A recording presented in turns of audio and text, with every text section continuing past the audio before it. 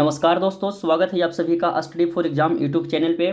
दोस्तों, Bihar police constable परीक्षा 2023 की जितने भी विद्यार्थी तैयारी कर रहे हैं उन सभी के लिए आज के इस वीडियो के माध्यम से जीके और जीएस का 30 मोस्ट वीवीआई ऑब्जेक्टिव क्वेश्चन बताएंगे। इसमें जितना भी प्रश्न दिया गया है सिलेबस के अनुसार प्रश्न दिया गया है और करेंट अफेयर्स का भी प्रश्न इसमें मिलेगा। तो वीडियो को शुरू से अंत तक देखिएगा दोस्तों। इसमें सभी प्रश्न आपका बिहार पुलिस कांस्टेबल परीक्षा के लिए काफ़ी ही महत्वपूर्ण साबित होगा। तो चलिए वीडियो को शुरू करते हैं और देखते हैं आज का पहला प्रश्न।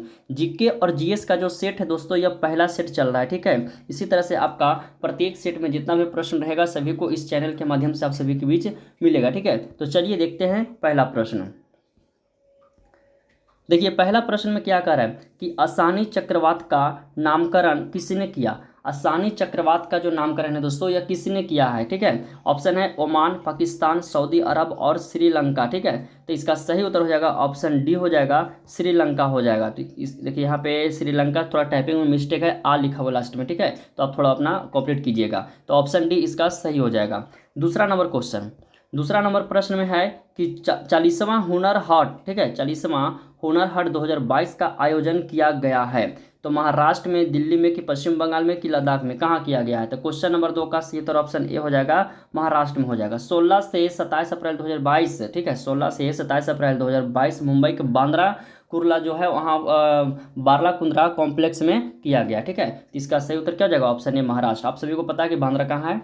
चलिए अगला क्वेश्चन, तीसरा नंबर है कि दुनिया का सबसे ऊंचा मतदान केंद्र स्थापित किया गया। दुनिया का सबसे ऊंचा मतदान केंद्र बांग्लादेश में, भारत में, कि इजराइल में, कि चीन में, कहाँ स्थापित किया गया है। क्वेश्चन काफ़ी महत्वपूर्ण है। इसका सही उत्तर ऑप्शन बी होगा। समझिएगा, ठीक है। इससे रिलेटेड कुछ पॉइंट आपको बता रहे हैं, समझिएगा। 2019 में, ठीक है, 2019 में ताशीगंज में स्थापित किया गया है दुनिया का सबसे ऊंचा मतदान केंद्र। कहाँ दोस्तों, ताशीगंज में, ठीक है। और यह भारत चीन सीमा से 30 किलोमीटर से भी कम दूरी पर स्थित है, ठीक है। क्या कितना भारत और चीन की जो सीमा है उससे 30 किलोमीटर की कम दूरी पर स्थित है दुनिया का सबसे ऊंचा मतदान केंद्र, ठीक है, याद रहेगा। और कहाँ दोस्तों, ये भारत में ही स्थापित किया गया है। अगला क्वेश्चन देखिएगा, 4 नंबर प्रश्न में क्या कह रहा है। 4 नंबर में है करें कि निम्नलिखित में से कौन सा युद्ध अभ्यास भारत, कनाडा तथा दक्षिण अफ्रीका का संयुक्त सैन्य अभ्यास है, ठीक है। 4 नंबर प्रश्न में पूछा गया है कि निम्नलिखित में से कौन सा युद्ध अभ्यास भारत, कनाडा तथा दक्षिण कोरिया का संयुक्त सैन्य अभ्यास है। तो क्वेश्चन नंबर 4 का सही उत्तर हो जाएगा ऑप्शन सी हो जाएगा, ठीक है दोस्तों। इसका सही उत्तर क्या हो जाएगा, ऑप्शन सी होगा, सी ड्रैगन। ऑप्शन सी इसका याद रखिएगा, सी ड्रैगन 2022। अगला क्वेश्चन देखते हैं, 5 नंबर प्रश्न में क्या कह रहा है कि कार्ड शिखर सम्मेलन 2023 का आयोजन किस देश में किया जाएगा। भारत में, अमेरिका में, जापान में, कि ऑस्ट्रेलिया में। तो 5 नंबर प्रश्न का उत्तर होगा जापान में आयोजित किया जाएगा, ठीक है। इसका सही उत्तर सी हो जाएगा। अगला क्वेश्चन, किसी भी प्रश्न में यदि दिक्कत है तो आप हमें कमेंट बॉक्स के माध्यम से बता सकते हैं। चलिए 6ठा नंबर प्रश्न में देखिएगा कि आर्थिक स्वतंत्रता सूचकांक 2022 में प्रथम स्थान सिंगापुर को प्राप्त हुआ है। इसमें भारत का स्थान है। देखिए आर्थिक स्वतंत्रता सूचकांक जो जारी हुआ, जो सूची जारी हुआ, लिस्ट जारी हुआ 2022 में, उसमें प्रथम स्थान किसका है, तो सिंगापुर का है। तो भारत का क्या स्थान है, तो भारत का 131वां स्थान है, ठीक है। ऑप्शन इसका ए सही हो जाएगा। प्रश्न नंबर 6 का ऑप्शन ए सही होगा। तो यही क्वेश्चन को किसी तरह से भी घुमा के पूछ सकता है, ठीक है, कि 2022 में आर्थिक स्वतंत्रता जो सूची जारी किया गया है उसमें सिंगापुर का कैमा स्थान है। इस तरह से भी प्रश्न पूछेगा तो पहला स्थान हो जाएगा। भारत का कैमा स्थान है, तो 131वां स्थान है। अगला क्वेश्चन 7 नंबर है, निम्नलिखित में से किस बैंक को Asia bank of the year 2022 से सम्मानित किया गया है। Asia bank of the year किस बैंक को 2022 में सम्मानित किया गया है, तो एक्सिस बैंक को सम्मानित किया गया है, यानी इसका ऑप्शन डी हो जाएगा सही 7 नंबर प्रश्न का। अगला प्रश्न देखिएगा 8 नंबर। अगला है क्या करा है कि हाल ही में दिनों में क्वांटम नेटवर्क में शामिल होने वाला पहला भारतीय संस्थान कौन बना, ठीक है।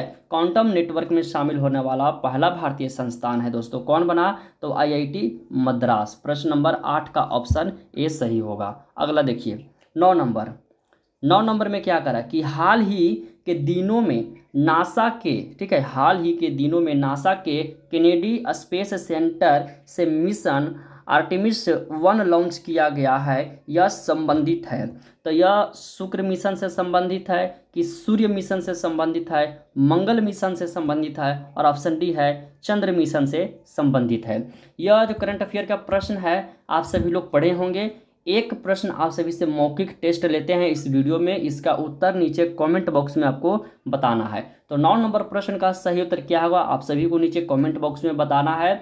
जिसको याद नहीं है टेंशन नहीं लेना है, यह जो सेट आपका है एजुकेशन की दुनिया वेबसाइट पे जाएगा तो उसमें आपका इसका उत्तर मिल जाएगा, ठीक है। तो जिसको पता है दोस्तों कॉमेंट बॉक्स में इसका उत्तर दीजिएगा। चलिए 10 नंबर क्वेश्चन देखिए।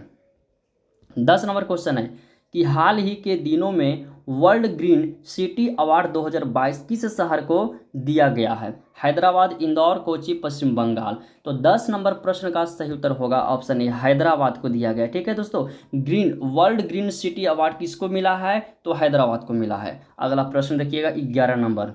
11 नंबर में है कि द टाइगर ऑफ द्रास नामक पुस्तक के लेखक कौन है? काफ़ी ही महत्वपूर्ण प्रश्न है 11 नंबर। तो इसका देखिए मीना नैयर और हिम्मत सिंह शेखावत है, ठीक है। तो इसका दो देखिए, इसमें सिर्फ ऑप्शन में दिया गया है मीना नैयर, ठीक है, और ऑप्शन सी में आपका रहता है दोस्तों हिम्मत सिंह शेखावत, और ऑप्शन डी में रहता है B+C दोनों। इसका हो जाएगा B+C दोनों, लेकिन इस प्रश्न में जो ऑप्शन में दिया गया सिर्फ दिया गया मीना नैयर दिया गया, तो इसका ऑप्शन बी ही सही हो जाएगा। और इसके जगह दो को मिलकर लिखा दोस्तों कौन? मीना नैयर प्लस हिम्मत सिंह शेखावत, दोनों को याद रखिएगा। अगला प्रश्न 12 नंबर। 12 नंबर है कि विश्व रेड क्रॉस दिवस किस तिथि को मनाया जाता है? रेड क्रॉस दिवस किस तिथि को मनाया जाता है? 8 मई को मनाया जाता है। सभी को याद रहेगा कि 8 मई को रेड क्रॉस दिवस मनाया जाता है, विश्व रेड क्रॉस दिवस। अगला प्रश्न 13 नंबर प्रश्न। 13 नंबर प्रश्न में क्या कह रहा है कि संयुक्त राष्ट्र संघ द्वारा संयुक्त राष्ट्र परिस्थितिकी बहाली दिवस का अंतर्राष्ट्रीय दशक घोषित है। तो 2021 से 30, इसका उत्तर क्या होगा? 2021 से 30, ऑप्शन 20 का सही होगा। अगला क्वेश्चन देखते हैं 14 नंबर क्वेश्चन। इसमें ज़्यादा करंट अफेयर्स से दिया गया है, ठीक है, तो याद रखना है। आप सभी को पता है बिहार पुलिस में करंट अफेयर्स से भी प्रश्न पूछता है। हाल ही के दिनों में सालबुग, ठीक है, आर्द्र भूमि संरक्षण रिजर्व को 75वां यानी कि 75वां रामसर स्थल घोषित किया गया है। यह किस राज्य में है? तमिलनाडु में, महाराष्ट्र में, उड़ीसा में कि जम्मू कश्मीर में? ठीक है, एक बार फिर से प्रश्न पढ़िएगा। हाल ही के दिनों में सालबुग आर्द्र भूमि संरक्षण रिजर्व को 75वां रामसर स्थल जो घोषित किया गया है यह जम्मू कश्मीर राज्य में है। ठीक है, कहाँ कौन राज्य में दोस्तों? जम्मू कश्मीर राज्य में। तो 14 नंबर प्रश्न का ऑप्शन डी सही होगा। चलिए अगला क्वेश्चन देखिएगा 15 नंबर प्रश्न। ध्यानचंद पुरस्कार में कितनी राशि प्रदान किया जाता है? ध्यानचंद पुरस्कार में कितनी राशि प्रदान किया जाता है? तो 10 लाख इसका हो जाएगा उत्तर, 10 लाख राशि प्रदान किया जाता है। 15 नंबर प्रश्न का ऑप्शन सी होगा। अगला क्वेश्चन देखिएगा 16 नंबर प्रश्न। 16 नंबर प्रश्न में क्या करा है कि ट्रांजिक्शन। अब यहाँ से देखिए 16 नंबर प्रश्न जो है, 15 प्रश्न आपका हो गया जीके का जिसमें आपका करंट अफेयर्स मिला हुआ है, और बाकी जो 15 प्रश्न आपका है ना दोस्तों वो आपका जीएस का हो जाएगा। ठीक है, 15 प्रश्न आपका हो जाएगा जीएस का। तो ये 16 नंबर से जो शुरू हो रहा है ये जीएस का प्रश्न है। ठीक है, तो ध्यान दीजिएगा। चलिए देखते हैं एक एक प्रश्न को। ट्रांजिस्टर में ट्रांजिस्टर में एनपीएन अर्धचालक आपस में जो जुड़े होते हैं वो श्रेणी क्रम में जुड़े होते हैं। याद रहेगा दोस्तों कि ट्रांजिस्टर में जो है ट्रांजिस्टर का फोटो, चलिए देखिए इस तरह से ट्रांजिस्टर जो होता है इसमें जो एनपीएन, ठीक है, एनपीएन, एक मिनट इसको फिर से हम बना देते हैं। ट्रांजिस्टर, ये आपका ट्रांजिस्टर में एनपीएन अर्धचालक आपस में जो जुड़े होते हैं वो श्रेणी क्रम में जुड़े होते हैं। ठीक है, तो इसका ऑप्शन ए हो जाएगा सही 16 नंबर प्रश्न का। ठीक है, अगला क्वेश्चन देखिएगा 17 नंबर क्वेश्चन। 17 नंबर क्वेश्चन में क्या कर रहा है कि परमाणु रिएक्टर में थोरियम का प्रयोग किया जाता है। तो दोस्तों परमाणु रिएक्टर में थोरियम का ईंधन के रूप में प्रयोग किया जाता है। ठीक है, याद रहेगा सभी को, ऑप्शन सी इसका सही होगा, ईंधन के रूप में प्रयोग किया जाता है। अगला प्रश्न देखिएगा 18 नंबर। 18 नंबर प्रश्न है कि चुंबकीय बल रेखाओं के संदर्भ में कौन सा विकल्प असत्य है। ऑप्शन पढ़ते हैं और देखते हैं कि कौन सा असत्य है। ठीक है, ऑप्शन ए में दिया गया है चुंबकीय बल रेखाएं सदैव चुंबक उत्तरी ध्रुव से निकलती है। चलिए अगला पढ़ते हैं, दो बल रेखाएं एक दूसरे को समकोण पर काटती है। तीसरा है कि चुंबकीय क्षेत्र जहां प्रबल होता है वहां बल रेखाएं पास पास होती है। और ऑप्शन डी है सभी कथन सत्य है। तो देखिए इसमें पढ़िएगा, 18 नंबर का जो क्वेश्चन दिया गया है इसमें ध्यान से देखिएगा। ठीक है, क्या कह रहा है कि दो बल रेखाएं एक दूसरे को समकोण पर काटती है, तो यह जो है कथन दोस्तों ये सत्य कथन नहीं है। लेकिन चुंबकीय बल रेखाएं सदैव चुंबक उत्तरी ध्रुव से निकलती है, यह कथन सत्य है। और ये चुंबकीय क्षेत्र जहां प्रबल होता है वहां बल रेखाएं आसपास ही होती है। ठीक है, तो ऑप्शन ए और सी दोनों सही है, लेकिन बी वाला क्या है दोस्तों गलत है। तो असत्य कौन हो जाएगा, ऑप्शन बी, 18 का ऑप्शन बी सही होगा। अगला question 19 number question. 19 number question क्या करें कि यदि किसी तार के सिरे पर तापों को नियत रखकर तार के बीच वाले भाग के ताप को बढ़ाया जाता है और साथ साथ तार से होकर विद्युत धारा प्रवाहित की जाती है। ठीक है, तो तार का पहला आधा भाग ठंडा और दूसरा आधा भाग गर्म हो जाता है। तो तार में धारा की दिशा बदल देने पर गर्म तार एवं ठंडे भाग की आपस में बदल जाते हैं, उपयुक्त नियम संबंधित। देखिए समझिएगा, यह एक तार है, इसका एक सिरा है, इसका यहाँ का टेम्परेचर नियत रखते हैं। ठीक है, क्या कह रहा है यदि किसी तार के सिरे पर के तापों का नियत रखना, यह जो टेम्परेचर है तार के सिरा पर, यह टेम्परेचर नियत है। ठीक है, रखकर बीच वाले भाग ये सेंटर वाले भाग के ताप को बढ़ाया जाता है। यहाँ पर टेम्परेचर को क्या करता है, बढ़ाया जाता है, टेम्परेचर को बढ़ाया जा रहा है। तो साथ साथ तार से होकर विद्युत धारा प्रवाहित है, और इस तार जो है ना इसमें हम विद्युत धारा यानी कि इलेक्ट्रिसिटी भी हम इसमें प्रवाहित कर रहे हैं, धारा प्रवाहित कर रहे हैं। तो धारा प्रवाहित करने पर तार का पहला आधा भाग ठंडा और दूसरा आधा भाग गर्म हो जाता है। ठीक है, तो तार में धारा की दिशा बदल देने पर गर्म एवं ठंडे भाग की आपस में बदल जाते हैं, तो उपयुक्त नियम संबंधित है। तो यह जो नियम है दोस्तों ये किसका, सीबेक प्रभाव से, और ऑप्शन बी में दिया गया पेलेटियर प्रभाव से, थॉमसन प्रभाव से, और ऑप्शन डी है जूल प्रभाव से। जो इसका नियम संबंधित है वो थॉमसन प्रभाव से संबंधित है, यानी ऑप्शन सी इसका सही हो जाएगा 19 नंबर प्रश्न का। अगला देखिएगा 20 नंबर की फ्लेमिंग के दाहिने हाथ के नियम के अनुसार अंगूठा क्या दर्शाता है। चलिए इससे रिलेटेड जो पॉइंट हम आपको बता देते हैं। फ्लेमिंग के दाहिने हाथ से नियम जो आया है, देखिए अंगूठा चालक की गति और तर्जनी जो है वह चुंबकीय क्षेत्र की दिशा को दर्शाता है। माध्यमा जो है परिपथ में प्रवाहित होने वाली विद्युत प्रेरित धारा को दर्शाता है। तो आप चुन लीजिए कि इसमें से इसका सही उत्तर क्या हो जाएगा। 4 ऑप्शन आपका दिया हुआ है, हम आपको जो बता रहे हैं फ्लेमिंग के दाहिने हाथ के नियम में अंगूठा जो है वो दर्शाता है चालक की गति को, तर्जनी जो है वो चुंबकीय क्षेत्र की दिशा को दर्शाता है, और माध्यमा जो है वो परिपथ में प्रवाहित होने वाली विद्युत धारा को दर्शाता है। तो इसका सही उत्तर क्या होगा आपको भी नीचे कमेंट बॉक्स में बताना है। ठीक है, तीनों का डेफिनेशन हम आपको बता दिए हैं, और चुनिए सिलेक्ट कीजिए, ऑप्शन आपका दिया हुआ है, इसका सही उत्तर क्या होगा नीचे बताइएगा कॉमेंट बॉक्स में। 21 नंबर प्रश्न, जब उत्तल लेंस के सामने वस्तु 2f और अनंत के बीच स्थित हो तो प्रतिबिंब की प्रकृति, जब उत्तल लेंस में अनंत और 2f के बीच वस्तु है, ठीक है, तो इसका जो प्रतिबिंब की आकृति जो होगी मान प्रतिबिंब कैसा बनेगा। ठीक है, यही आपसे प्रश्न में पूछा गया है। तो इसका प्रतिबिंब वास्तविक उल्टा एवं वस्तु से छोटा बनता है। ठीक है दोस्तों, इसका ऑप्शन भी हो जाएगा वास्तविक उल्टा और छोटा। चलिए अगला क्वेश्चन 22 नंबर प्रश्न कह रहा है कि जल के लिए वाष्पन की गुप्त ऊष्मा का मान होता है। देखिए गुप्त ऊष्मा का मान आपसे पूछा गया, जल की गुप्त ऊष्मा का मान कितना होता है, तो 540 कैलोरी प्रति ग्राम होता है। ऑप्शन बी इसका सही हो जाएगा। जब रोटी देखिए खिलता है, जब रोटी वगैरह बनाते हैं तो रोटी में जो भाप के माध्यम से जो निकलता है हीट वो भी गुप्त ऊष्मा है।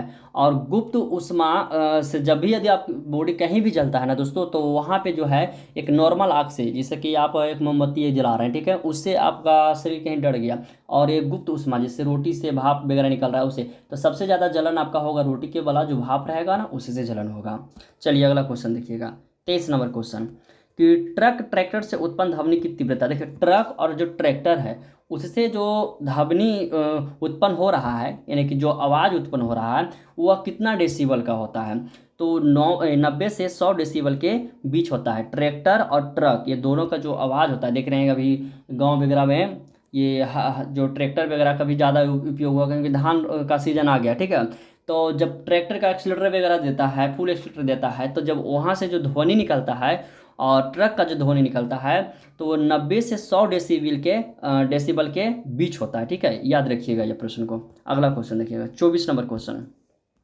चंद्रमा पर पलायन वेग का मान, पृथ्वी पर पलायन वेग का मान तो 11.2 किलोमीटर प्रति सेकंड सभी को पता है, तो चंद्रमा पर कितना है पलायन वेग का मान। 24 नंबर प्रश्न काफ़ी ही महत्वपूर्ण प्रश्न है, याद रखिएगा 2.38 किलोमीटर प्रति सेकंड, ऑप्शन इसका सी हो जाएगा।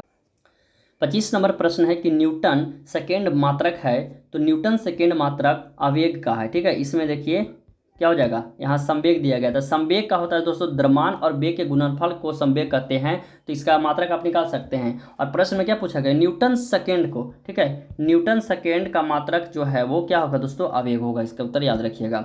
26 नंबर प्रश्न देखिएगा, 26 नंबर में है कि इलेक्ट्रॉन का कक्षक की जानकारी हमें किस प्रकार के क्वांटम संख्या से मिलती है। ठीक है, इलेक्ट्रॉन का कक्षक की जानकारी जो है हमें किस प्रकार की क्वांटम संख्या से मिलती है, तो चुंबकीय क्वांटम संख्या से, ऑप्शन ए। अगला क्वेश्चन 27 नंबर क्वेश्चन में क्या करा है कि निम्नलिखित में से कौन सा हाइड्रा अम्ल के उदाहरण नहीं है। हाइड्रा अम्ल के उदाहरण पूछा गया। 27 नंबर प्रश्न का सही उत्तर क्या होगा, तो नाइट्रिक अम्ल हो जाएगा। इसका रासायनिक सूत्र किनको किनको पता है नीचे कमेंट बॉक्स में बताइएगा, नाइट्रिक अम्ल का। 28 नंबर प्रश्न में क्या करें, निम्नलिखित में कौन सा यौगिक चिली साल्ट पीटर है। चिली साल्ट पीटर पूछा गया, कौन सा यौगिक, sodium thiosulphate, sodium nitrate, sodium chloride, sodium sulphate. तो 28 नंबर का हो जाएगा सोडियम नाइट्रेट हो जाएगा, यह चिली साल्ट पीटर है। चिली साल्ट पीटर के नाम से भी इसे जाना जाता है। ठीक है, अगला क्वेश्चन 29 नंबर क्वेश्चन।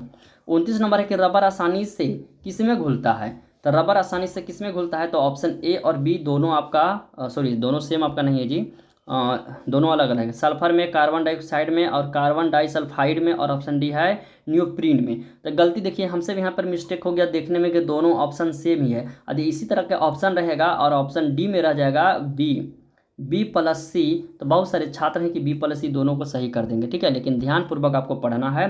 तो 29 नंबर प्रश्न का सही उत्तर हो जाएगा कार्बन डाइसल्फाइड में, ऑप्शन सी हो जाएगा। अगला क्वेश्चन 30 नंबर प्रश्न, पायरागाइराइट किस धातु का अयस्क है, तो चांदी का है, यानी कि सिल्वर, ऑप्शन डी में दिया गया है दोस्तों, सिल्वर का यह अयस्क है। ठीक है, तो यह 30 प्रश्न आपको बताए हैं। धीरे धीरे क्वेश्चन का लेवल बढ़ेगा। यदि आपको किसी भी तरह का क्वेश्चन में दिक्कत है तो आप हमें कमेंट बॉक्स के माध्यम से पूछ सकते हैं। वीडियो पसंद आया है तो वीडियो को लाइक कीजिए, अपने दोस्तों को भी शेयर कीजिए, और चैनल को दोस्तों सब्सक्राइब करके बेल आइकन दबा लीजिएगा, ताकि बिहार पुलिस से संबंधित किसी भी तरह का अपडेट होगा तो इस चैनल के माध्यम से आपको देंगे। और बिहार पुलिस एग्जाम जब तक नहीं होता है दोस्तों, ठीक है, तब तक के प्रीवियस ईयर क्वेश्चन इसी तरह से आप सभी को रिवीजन करा देंगे। ठीक है, धन्यवाद, मिलते हैं अगले क्लास में।